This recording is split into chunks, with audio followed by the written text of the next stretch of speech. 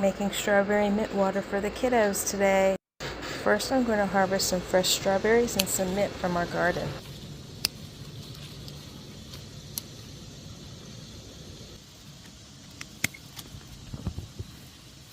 Then I'm going to cut the strawberries in half and add the mint leaves to an empty container.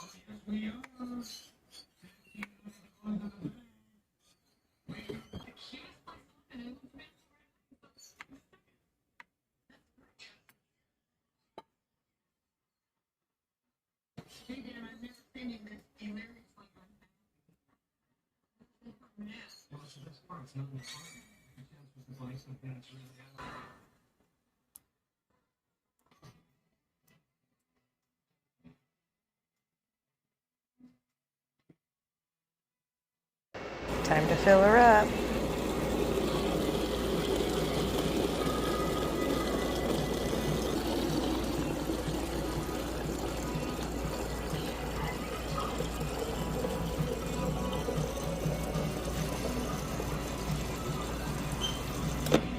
Let the strawberries and mint infuse the water for at least 10 minutes before serving.